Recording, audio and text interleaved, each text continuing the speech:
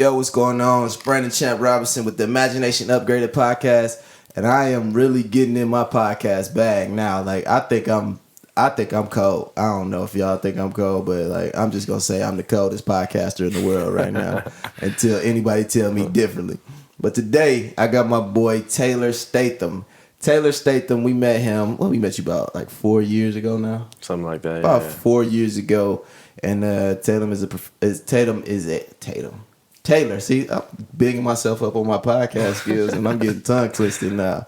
Taylor is a professional basketball player, trainer, all around good dude. I'm gonna let him tell y'all a bit about what he does first of all. So, first of all, welcome to the podcast, bro. Thank you for coming through. I appreciate you having me, man. Absolutely, man. I know it's been a minute. We've been trying to link up, but you've been very busy. I've been very busy, but we got it. So, tell the people a little bit about yourself and what you're doing.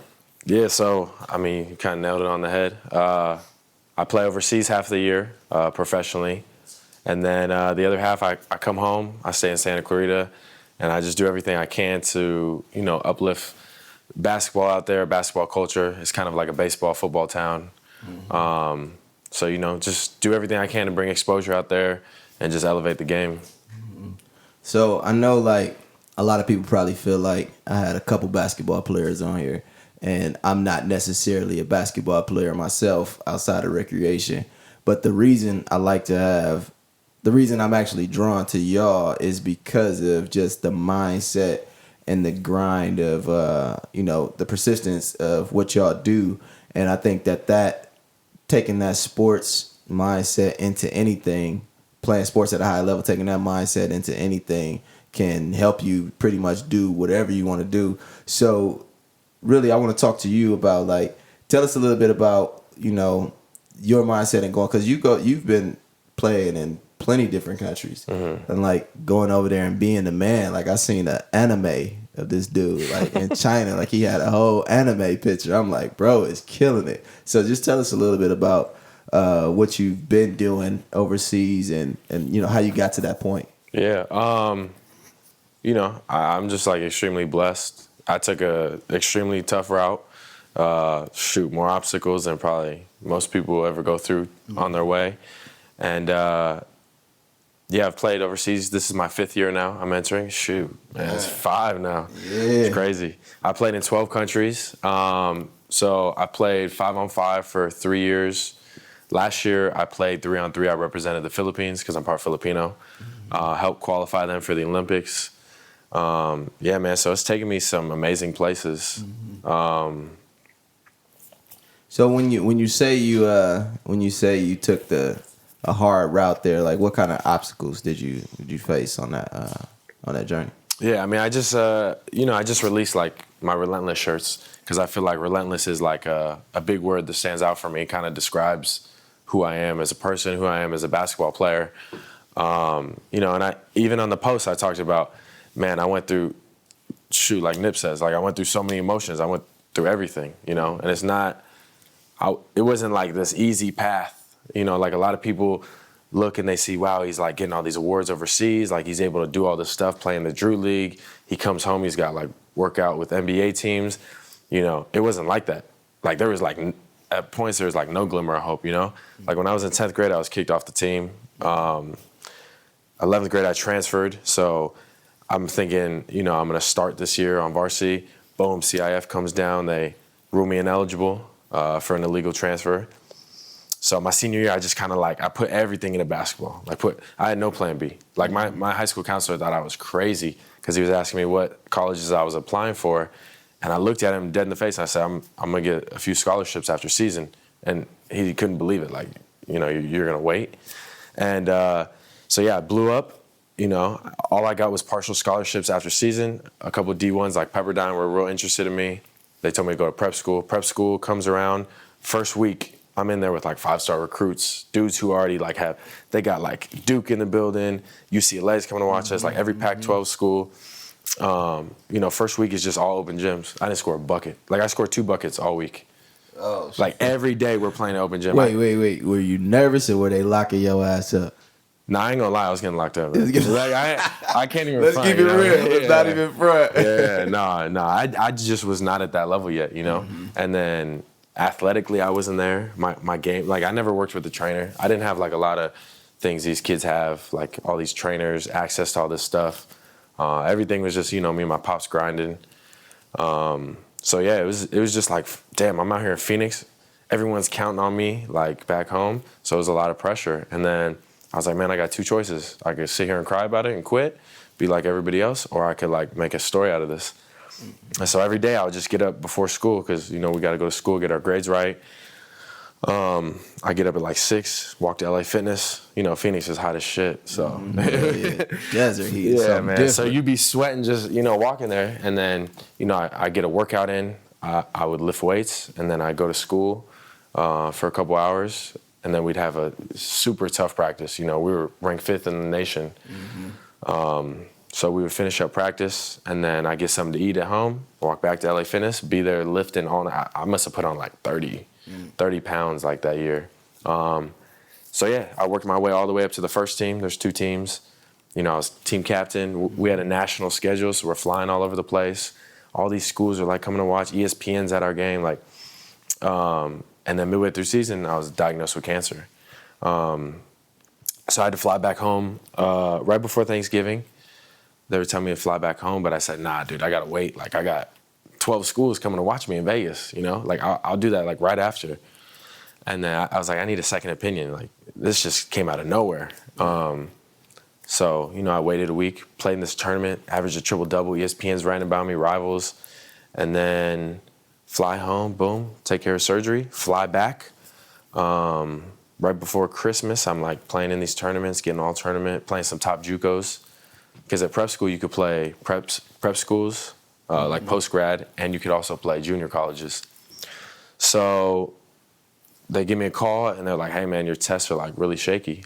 Like, your hormone levels and stuff are, like, completely off. You need to do, like, chemo. You need to come home. And at this point, I had, like, well over 20 scholarships, like D1, D2. Like, people were telling me to leave prep school now and come redshirt there. And so, yeah, so I was like crushed. I went through chemo 8 hours a day. I was hooked up to an IV, you know, and that shit is like brutal.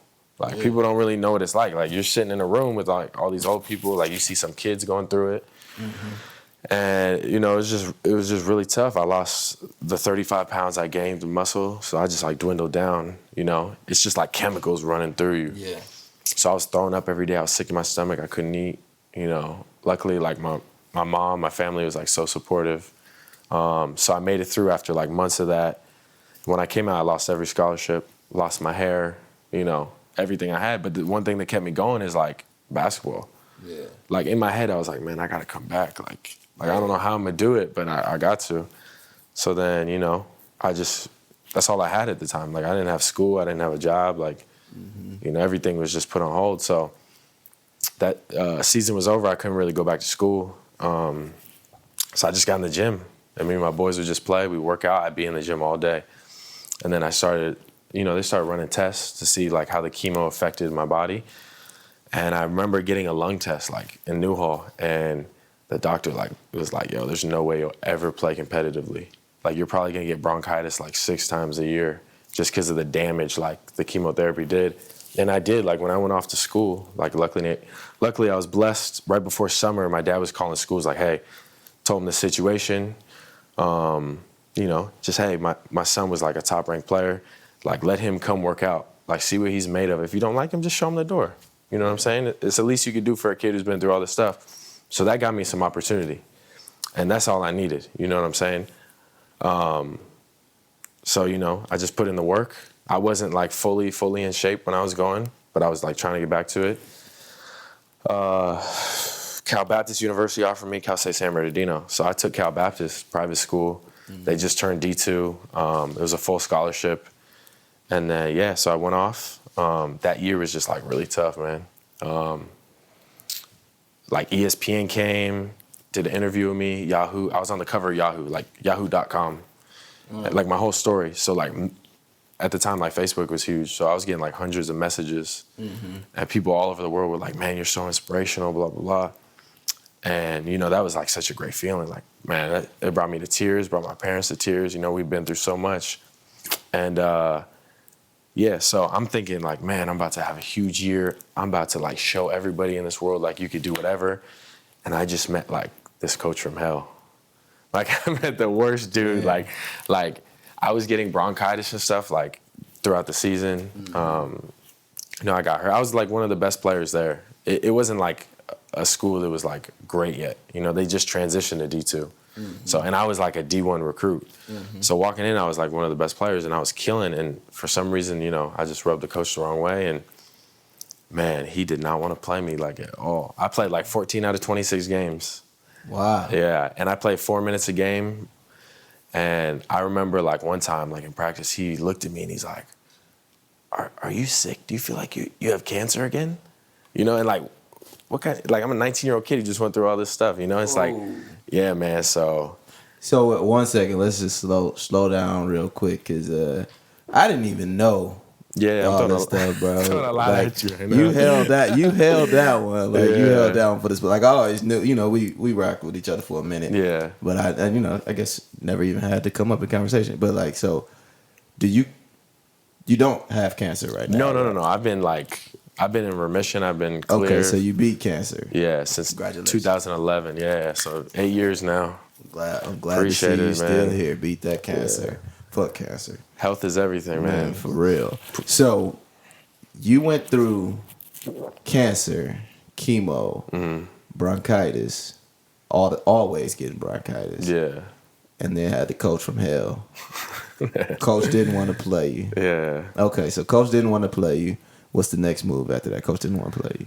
So, so after season, I was trying to transfer, and I like he knew I was transferring. We had like a meeting, and he already knew, like he already got wind of it, and he was just trying to like break my spirit even more, man. Like this dude. What did you do to this man, bro? Like no, but he was like this with every guy, and he was like an older. It was like one of his last years too. Like after that, they were like, man, this guy is like going senile or something. We got to get him out. And ever since, they've been like, bro, Cal Baptist is like a D1 now. Just a couple years later.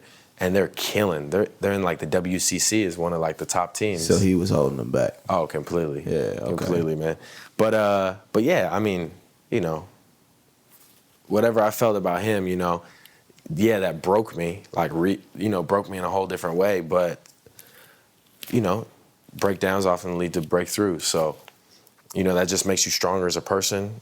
It teaches you a lot about life, how to deal with situations. How to like hold yourself like a man, so these coaches don't treat you like a kid. They don't feel like, because at the end of the day, like colleges, they want to use you. Yeah. They have you for 4 years. There's a 4-year gap. They're going to get the most out of you. That's why you see all these athletes injured, and then boom, as soon as they get injured, scholarship gone. Or as soon as they get injured, they're like, nah, we're going to hit you with the epidural shot, and make you keep playing. We don't care if it gets worse over time or you have arthritis the rest of your life, Yeah. So it's like all these little things where I messed up on it and I didn't have guidance. It's like ways for me to help kids now. Like I have a player who is injured right now and it's supposed to be like a big year for them. And they're freaking out. It's their junior year. And I'm like, man, you're about to graduate this year. Like, don't let them push you and mess up your back more. You got shooting pain down your leg. Like, don't play. Sit out. Take that redshirt year. Graduate. Now you have 2 years of scholarship, and that's 2 years to get your master's. That's going to take you way further than basketball might ever.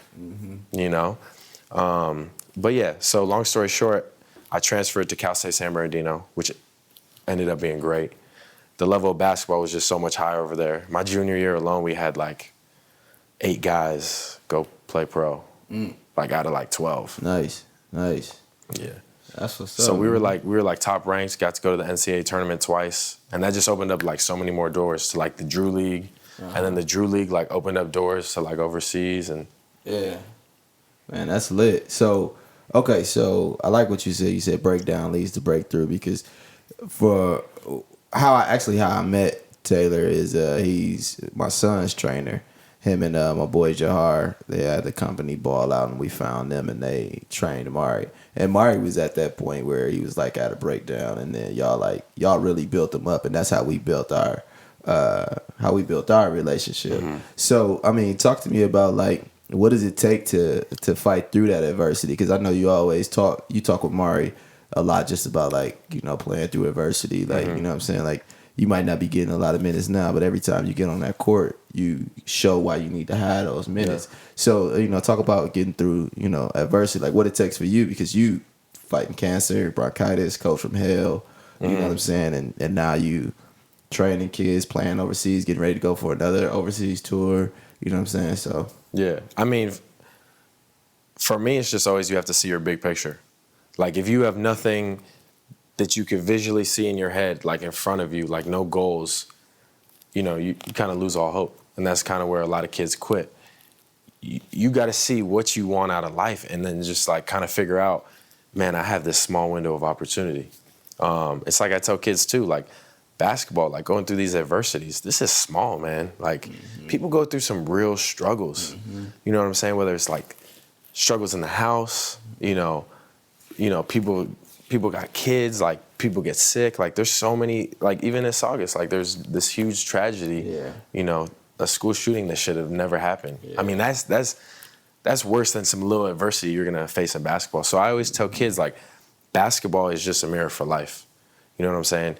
Like it's just prepping you, because you're not always gonna be able to play basketball. Even if you're the greatest player in the world, like LeBron, Kobe, they gotta put the ball down eventually. Yeah, but it's gonna dwindle down. Yeah, but all these, you know, lessons they learn through basketball, how to work hard, how to push through adversity, you know, how to deal with people, because you don't always want to play with certain teammates. You don't always want to work with certain coworkers. How to deal with certain situations. You know, that all that stuff just carries over to the real world.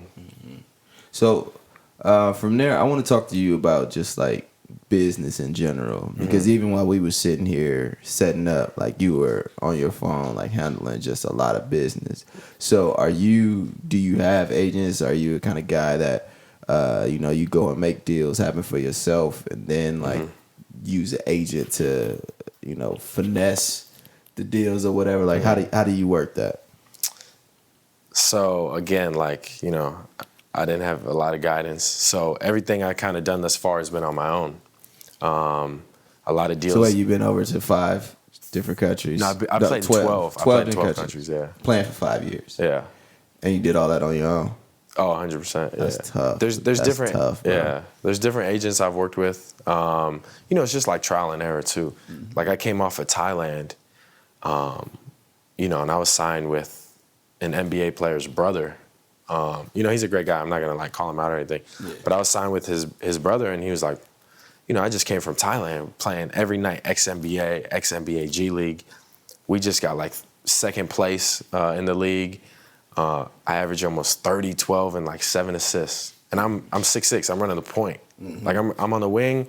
Jahar, like, boom, he gets shipped off to Malaysia, and now I'm at point guard the rest of the season.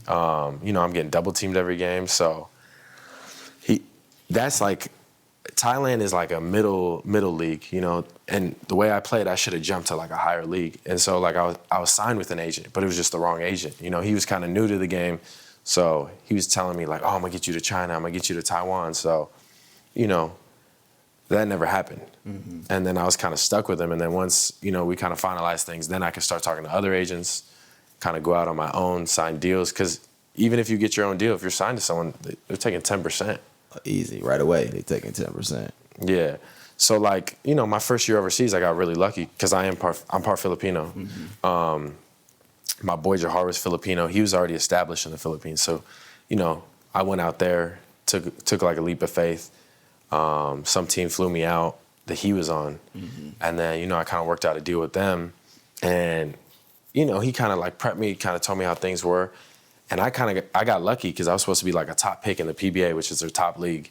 And I was playing like a second or third division because they got all these different leagues and stuff.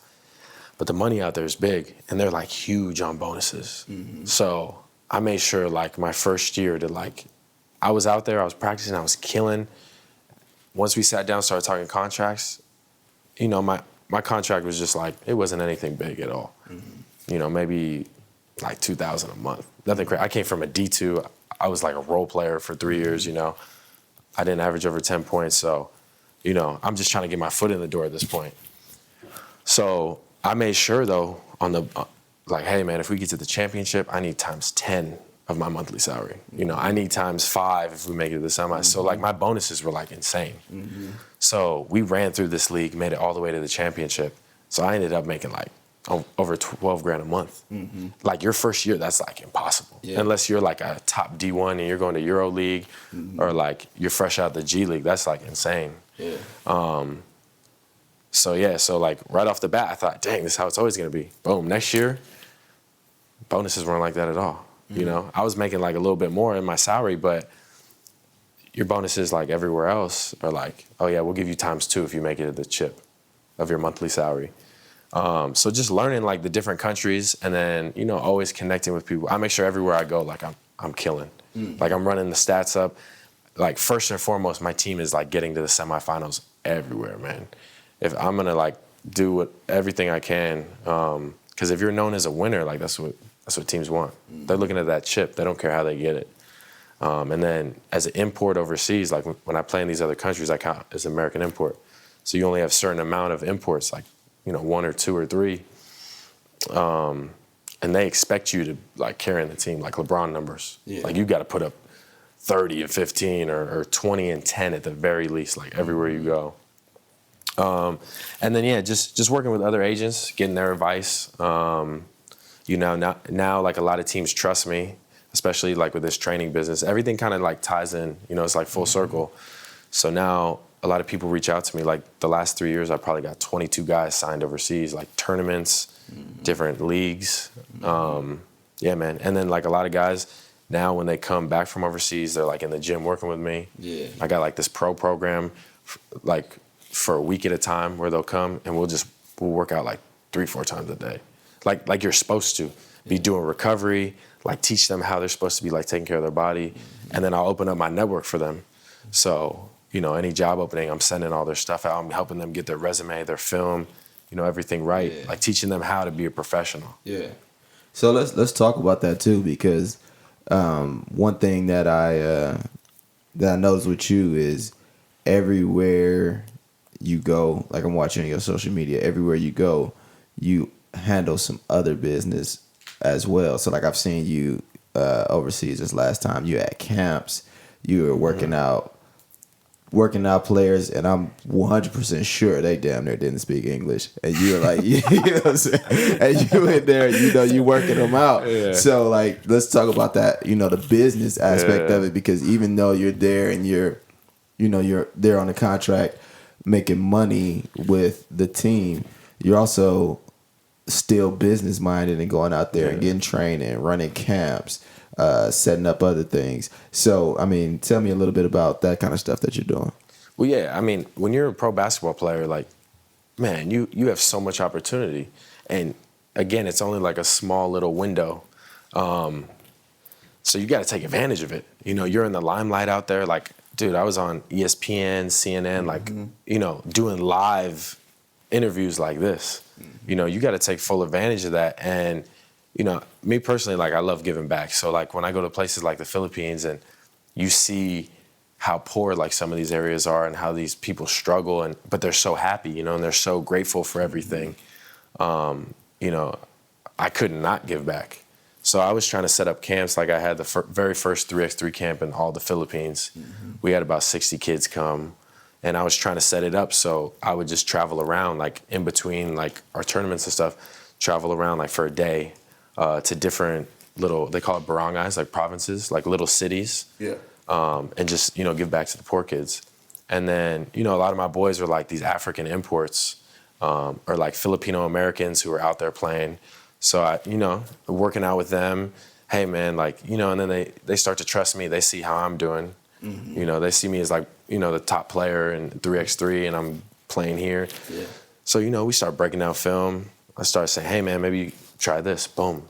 Then they fix it. They're like, man, like they start seeing the results, you know? Like I had one kid, Henry. I played in a tournament with him in December. And the Philippines is like, there's all these leagues going on, but there's all these tournaments people don't know about. So like if we're in California, you might have a tournament in Studio City. Boom, and you can make like a couple thousand for the weekend. And then they might fly you to like Bakersfield, boom. and there's another tournament like a week or two later. So there's like all these tournaments. So we were playing in Corona, which is like paradise. Like the beach is like see-through. Yeah. I mean, it's beautiful. It looks like better than the Bahamas. That clear water. Oh my God, it's amazing. Yeah. So we're out there and we like won this tournament together. And I'm like, man, this African kid, like he's never really been trained. He's 6'10". He could jump out of the gym.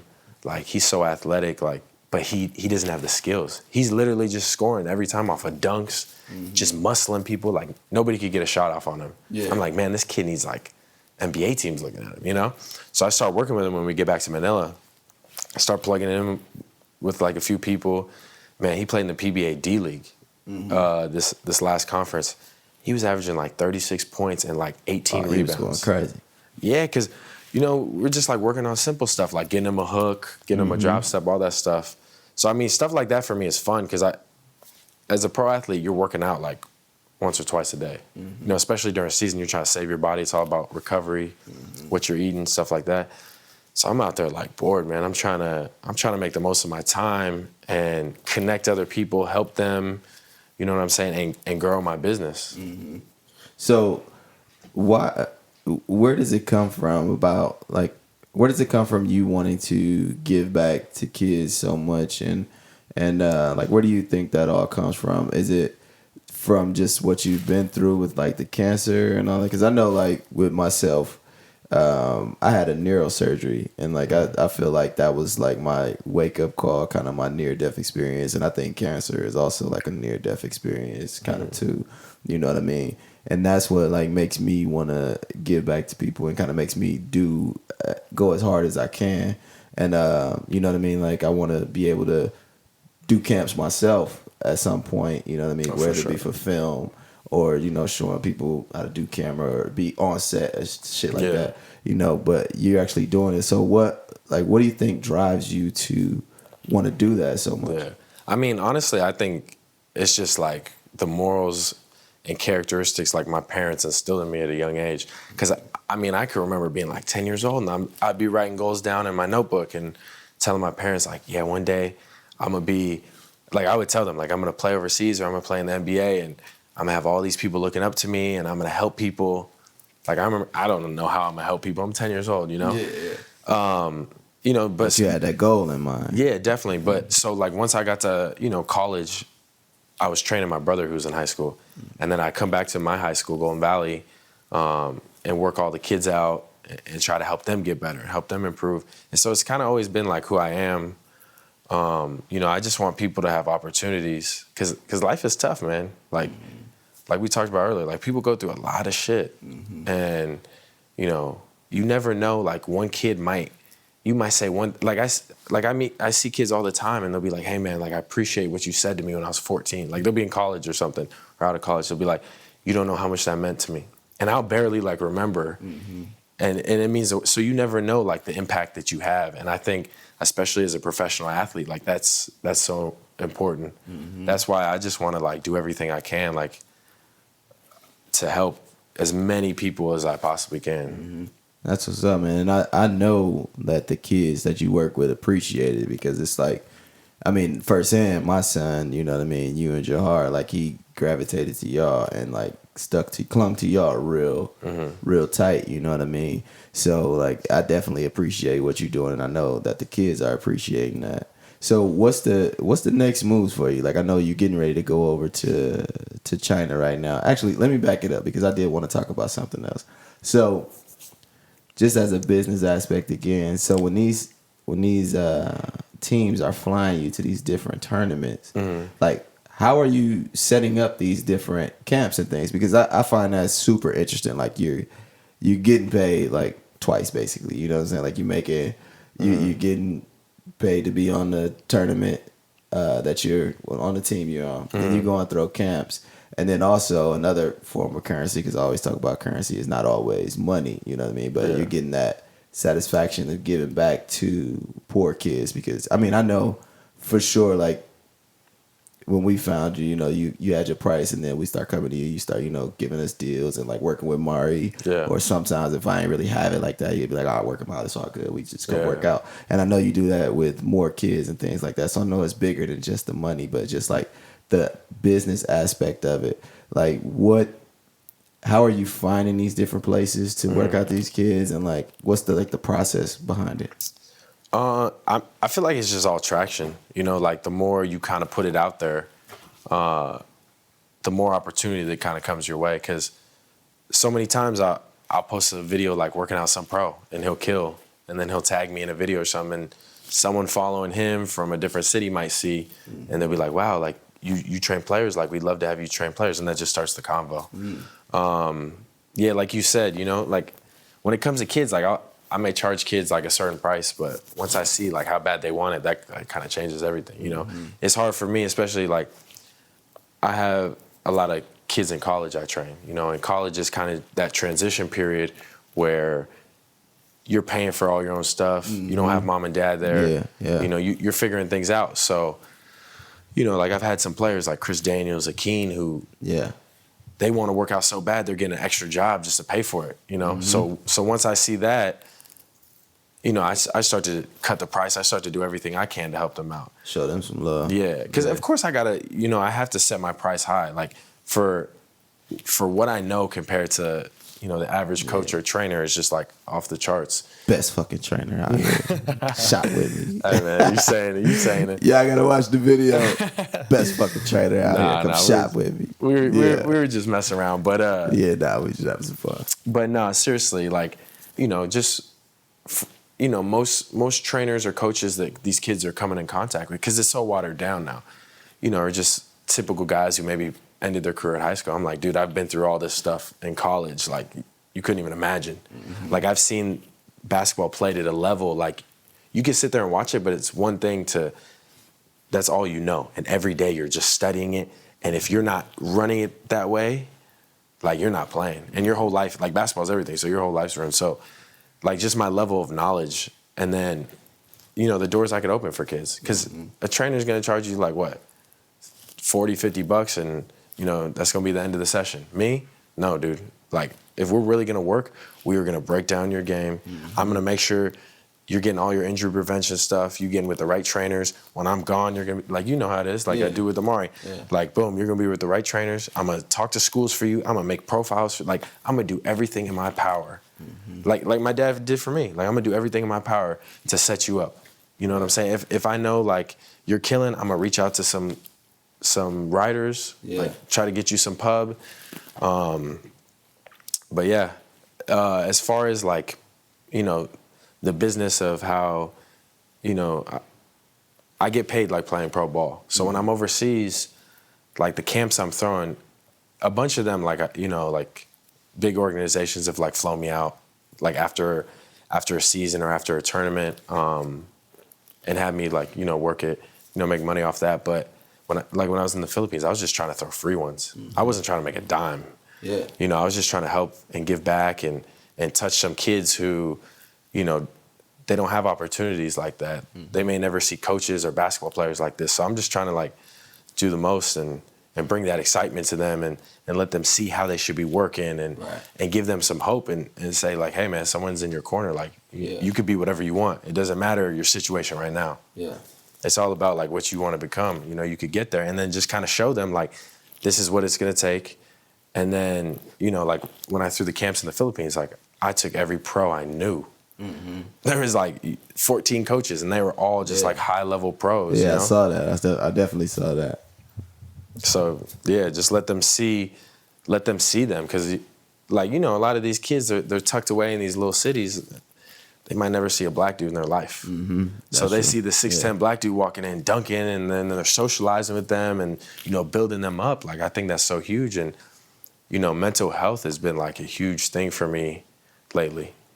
Let's talk about that though, because mental health is a huge thing. It's something that I know in our community, like the black community, is something that, you know, we really didn't talk about back in the day, but now it's being, you know, brought to the forefront. And like, what is it about mental health that's like really big for you right now? Because I know off camera we were talking about just the whole outside the Saugus issue was the you know, the shooting that just happened. So like, what's big with mental health for you?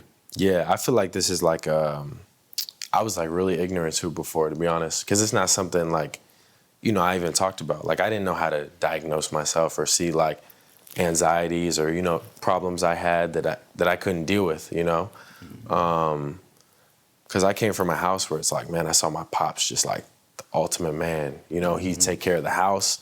I saw him blow out his knee, limp off to work, and he's like detailing cars, never complaining. And he just always like got it done, man. He'd always have a smile on, always be taking care of everyone. If my friends didn't have a place to stay or like food to eat, our house was always open, So for me, I thought like, dang, that's a man. Like, you don't complain about shit. Like, you just take care of business and you take care of everybody, and that's great. And that's how I always was. And then once I got older, my younger brother, 6'3" athlete.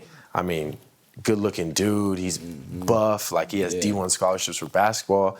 Like, he's winning all these tournaments in jiu-jitsu. From the outside in, people, like, he's got a beautiful girlfriend. He's got everything going for him. He helps kids. He's got a job. From the outside looking in, people see him and they're like, man, this kid's got everything. And they have no idea, like, man, for years it was scary because he went through really bad depression. And he went through clinical depression. And he was like on so many different, you're good. He was on so many different, medicines for it. Like, he went to so many different psychiatrists. Like, man, seeing him go through that was like worse than me ever going through cancer. And it changed my whole perspective of what people really go. You never know what people go through. And it's sad, man. Like, people will look so great from the outside in, and they'll just like, in their head, they'll just have all these problems, and they can't control it, Like, he's got everything going for him. And now, like, years later, he's kind of like figured it out. And, he's getting better, but it's still something he deals with like each and every day. That's huge for me, because it's like, man, what if he didn't have our family there? Like, I would say didn't have you. Not even me. Like, my mom is like an angel, man. And it tears me apart sometimes, like, being overseas. And I used to like really struggle with this, like being overseas and knowing that he struggles, with really bad depression. And like, and like day to day is just so tough for him. And I'm like out here living my dream. And it's like, man, like, Hunter's like great at everything. He was better than me at basketball. I tell people that all the time. He's like in games, like at the end of high school, like going through the legs and dunking, like windmilling. Like, dude, he walked away from basketball for like a year. His boys like talked to him about coming back. He played it at like a JUCO during summer, Glendale College. Came in, and he'll tell you, like, he's like, man, I was like so messed up in the head. I was drinking every day. I was smoking every day. Dude, putting up 26 a game. Just a natural born athlete. Man, it's crazy. So freak athlete. So that's my thing is like, man, what if my mom and dad like weren't there for him all the time? Like, what if people have these problems and they don't have a family to have their back or a girl to like talk them off the ledge? So that's like a big thing for me is like the next few months I kind of want to figure out, some programs I can put in place, and I want to put him in a position where he could talk, because I have a lot of kids who deal with stuff. And Hunter's like low key about it. Like me, I'm kind of out there on social media and stuff. But I have a lot of kids who like look to Hunter, and Hunter like really helps them, So I want to like start some programs with him, because he's a huge advocate for mental health. And then just kind of like see where it takes us. Yeah. So like as far as like the mental health thing goes, I know with me growing up, like same, like how you said, you seen your dad as a man, you know what I mean? Like, this is what he does. But like for me, it was like all I had was my mom. So it turned into me being that person and me suppressing a lot. Like even now, like I still suppress a lot of shit, and I never even, let it out. But then sometimes something can like trigger me, and then it's like all just like comes out, you know what I mean? Like nothing crazy, like I don't do anything crazy, but like it just all hits me at once, and I like gotta go sit down somewhere by myself and like you know what I'm saying, do all that. But I say that like the way that I grew up and having to hold all that in, and then sometimes I look at like my kids and then I think like yo, get over it. Like shit, like you know what I'm saying, like this is, it's not, it's not that. But then I have to stop and think about it, because it's a different kind of, they face different things. Like I grew up in the hood and all these other things, and I'm like, nothing's that bad. But to them, like Yeah. these things are that bad. Well, you and know plus, what I mean? and plus, kids, man, with the cell phones, dude, And it's they have right in access their to face. everything. It's right in their face. And you have no idea like what they're looking at or who's saying what to them. Like, Yep. man, it would be tough to be a kid these It's days. tough. And like I think about it, like I know I went through certain things just growing up in the hood, but like I wonder how amplified that would be, like if I had a phone, like if I had a iPhone back then, you know what I mean, where I can just look and people can like hit me instantly with bull, you know what I mean, or something like that. So I mean, it's just a different level of different level of mental health that we always have to be cognizant of. You know what I mean? Because a lot of these kids too. That's why I'm gonna start some programs where I'm gonna talk to like the schools and go just directly to the schools and have camps like, because a lot of kids, their parents don't put them in sports for one reason or another. Maybe they don't like it. Maybe they can't afford it.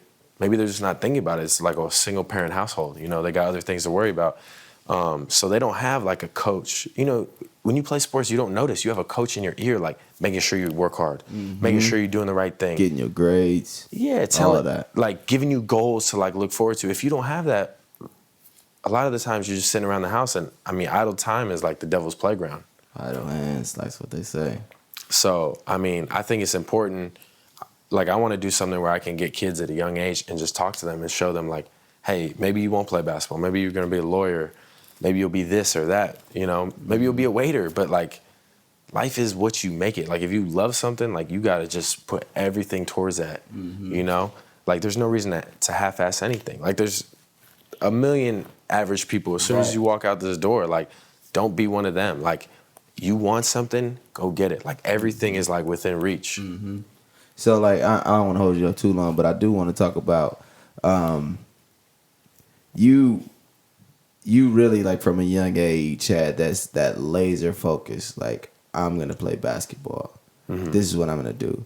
Like, I had that focus, kinda, but it was more general. It was like entertainment. Like, I'm gonna do something in entertainment, whether I'm cracking jokes at people or I'm, you know what I'm saying, I'm making music and rapping or, you know what I'm saying, anything. It wasn't like I wasn't film focused. Wait, you got some bars? Bro, I got bars, bro. Listen, you might have to throw some beats on after this. Just look me up. I never took it off YouTube. I just leave it there for people. Man, I gotta go look at this. I leave it there for people to find, and then when they find it, they're like, "Yo, this you." Then we just laugh like we have a joke. Yeah. I ain't saying I got bars though. You know what I'm saying? Yeah. But you know what I mean. So like, you had that laser focus, knowing that basketball was the thing, and like there was no plan B for you. So looking to the future, like 10 years, 12 years, you're lucky enough to keep playing this game for a while. At some point, the game catches up with your body, and then you can't play at that level anymore. Like, what's the next move for Taylor? Yeah, I mean, I think that's why. I've kind of built this business and made laying the groundwork. Yeah, and I've made it like the forefront because I passed up a lot of pretty big offers.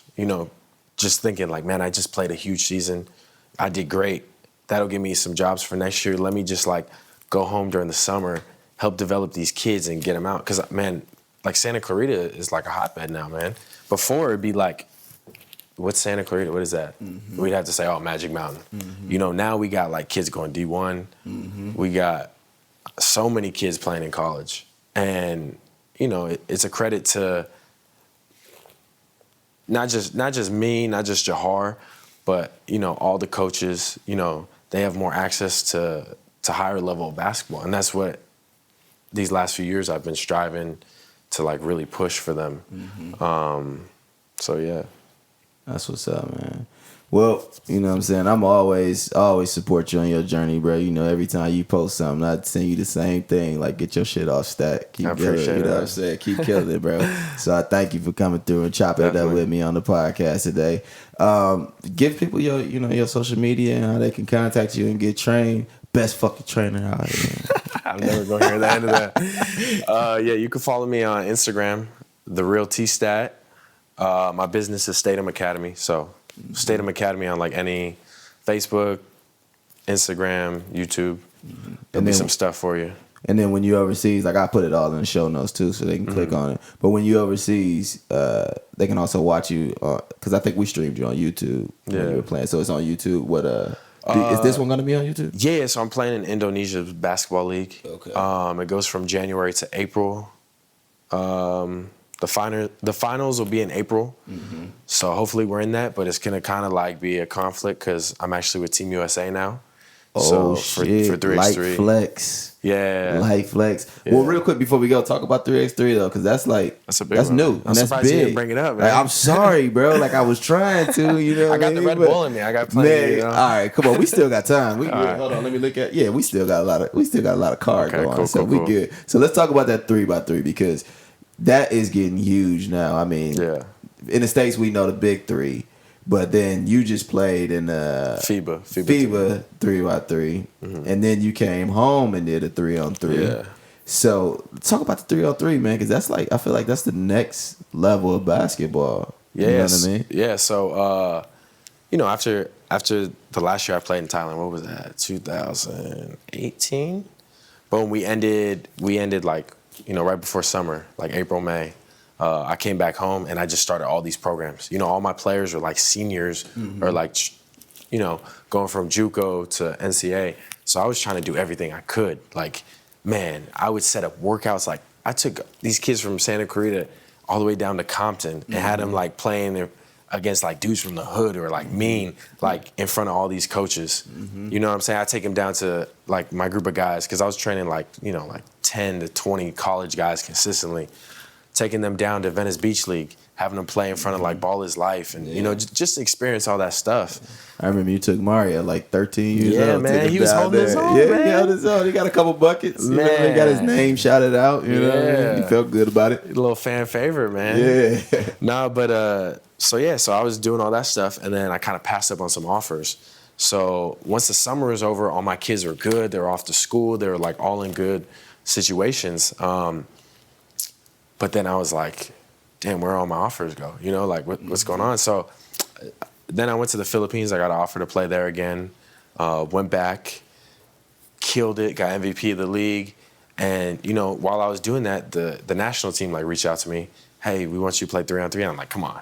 what kind of shit is that? Yeah. Then they showed me the money you can make. And I was like, okay, sign me up. I'm there. Sign me up, please. No, but it's crazy because, like, that's like a pretty dope. You know, we were talking about all the serious stuff, but now it's like, man, this is like some really like cool stuff. Is I got to go to like Russia, I got to go to Qatar, I got to go. So I'm playing in the Middle East one week. I'm flying out to France. I'm like taking pictures from the Eiffel Tower. You know, like, and it was dope because like when we were in Qatar, we were playing on this beautiful beach, like the ocean's right there, and we're outdoors, and you know, it's like a coliseum we're playing in. And then when we went to France, we're playing in front of a 1400s cathedral. Yeah. You know, and it's like outdoors and there's all these fans. And, you know, we're playing in Russia, like right where it's popping in the middle of Moscow, like under the, like right next to the bridge where everyone goes through. So they just kind of pull up and put a hoop up and build a floor. FIBA 3x3. You go, huh? Yeah, FIBA 3x3 has done an amazing job. And all these tournaments, like first place is like 20,000, 30, 50,000, and you got 4 teammates, so that's a 4-way split. Yeah, that's good money. Yeah, man. So like, and you're playing like every week, every other week. So if you're like, I did that all year, man. I did that from January to August. Yeah, I know, because I was like, yo, Mari needs training. When are you coming back? He's like, oh, I'll be back in June. And they're like, nah, I got extended. I'm gonna stay out here a little longer. Yeah. I'm like, bro, you ain't never coming back, bro. No, I was having fun, man. And the Philippines was like a lot of fun. The fans are crazy. So we would play in the malls when we were in the Philippines. I saw that. The malls look crazy because it was like a couple levels, right? It was so packed. It would be like anywhere from like 3 to 8 levels. And they'd be looking over the side and it'd be packed. Man, yelling, screaming. Yeah. And then as soon as you come off the court, they're like bombarding you like for autographs, pictures. Like, especially when you win the championship, everybody wants to take pictures with the champ. So, man, I would spend like an hour, sometimes 2 hours after the game. Taking pictures. And I couldn't even get back to my bags with the and fans. stuff. Yeah, man, it was awesome. It was an amazing experience. But yeah, so just from there, like, August kind of came around, And, you know, it's like super political out there, man. Like, absolutely. you don't have to do a whole nother podcast to talk about all this. The But politics. yeah, so I was just kind of like, you know, I was the number one player in the Philippines, number one in Asia at the time. And I was kind of just like over it. And, you know, I was promised that I'd be able, if I helped them, you know, make it to the Olympics, I'd be able to play in the Olympics the next year. They didn't tell me I had to have like my Filipino passport by a certain time. Oh, so they ain't set you all the way up. They just kind of gave it to you, like, get us there and we gonna do this, but they ain't tell you. Yeah. But before we can do this, you need. Yeah, and they were acting like funny, so, you know, I had to, like, do all that stuff and get my passport, like, my Filipino stuff, like, on my own. So, yeah, and then the Lakers, like, hit me up because they had, like, a G League, like, private workout. They have, like, 15 guys they're looking at to cover, like, a few spots. And I thought, dang, like, I'm trying to get back in 5-on-5 next year. You know, and still, like, I made my mark on 3-on-3, so it'll always be here. You know, I was talking to Golden State, too. So I flew back home. I asked for a release. I flew back home. I'm, like, getting ready to work out with them. And then Travis hit me up, like, hey, man, let's play in this Red Bull tournament, 3x3. And I'm like, man, come on, I'm so for 3x3. And he's like, hey, there's, like, I think it was, like, $20,000 grand prize or something like that. It was pretty big for, like, you know, just, like, the U.S., because all the big ones are like overseas. Because overseas 3x3 is like a huge sport now. It's about to be an Olympic sport next year for the first time. Yeah. So we played in it.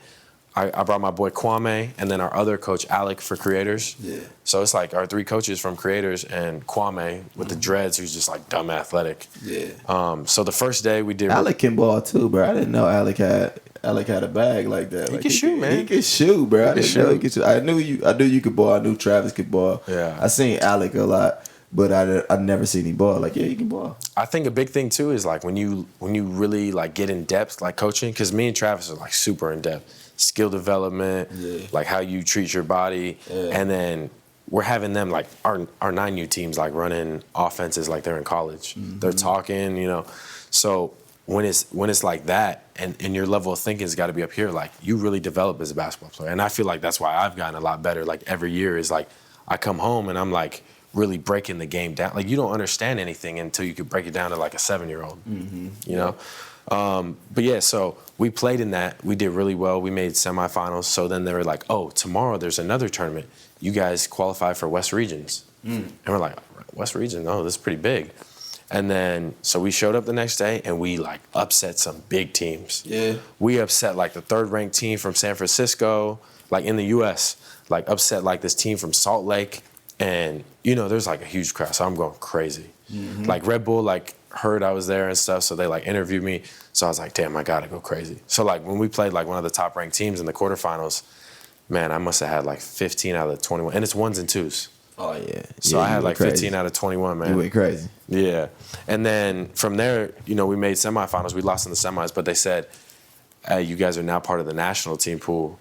You guys qualified, now you'll be in the nationals. So whoever wins nationals in April is going to be the team that represents the U.S. in the Olympics. Nice. So I got to be back for that. Yeah, definitely. Yeah. So is the goal to, what's the ultimate goal? Like, are you still chasing the NBA while moving through these different tournaments and still making your money professionally and still doing it? Like, do you still have the desire to like still chase the NBA, you know, doing these team workouts? Because I don't know, you probably should go back to Golden State right now. Because I'm about to hit them up right you might want to give them a call, bro. Man, everyone's injured over there, right? Everybody is injured. Yeah, you know, I get asked this a lot. I feel like NBA is the ultimate goal, but I feel like realistically for me, where I'm at, you know, it's tough. I'm 27. I'm a little older. They kind of take dudes like straight out of college who are off potential. And if you are like 27, you got to be like in a top Euro league killing, you know? I'm kind of like in between because half the year I'm like coming back home and trying to help everybody out. So for me, it's not like if I wanted to do that, I'd have to stop my business completely and just play overseas and just like, you know, keep building. Yeah. So for me, it's just like being the best basketball player I can, making the most of it, because it's like you never know what's going to happen. I never expected I'd play in a lot of these countries. I never thought I'd see parts of these world, or like I never thought I'd play 3x3. So just making the most of my time, like, you know, not getting outworked and then not getting outplayed ever. But the biggest thing for me is being able to come home and just like open up opportunity for other players and like especially kids, you know, where I'm from. Mm-hmm. That's what's up, man. Any last thing you want to say to the people out there in the podcast, or you know, to the kids? I know, like we've been talking about this big on the kids and the high school players and the college players. Any last things you want to say? Yeah, I just think, man, that's a tough question. That's always a tough question, isn't it? Toughest one of the day, right there. Nah, I think you know, we kind of covered like everything, but we did. I would for sure say like to kids, to adults, it don't matter like your age. Like if you got a dream, man, do everything you can to like pursue that. Mm-hmm. You never know along the way who you're gonna meet, who you're gonna inspire. You never really know where this journey will. I never thought I'd be in Russia. Mm-hmm. I thought Russians hate Americans. You know, I never thought I'd be in the Middle East. I was scared of the Middle East. Yeah. So if you just like follow what you love, like your mind can't comprehend where you can go, where you could go for real. Mm-hmm. So you ever fought a Russian?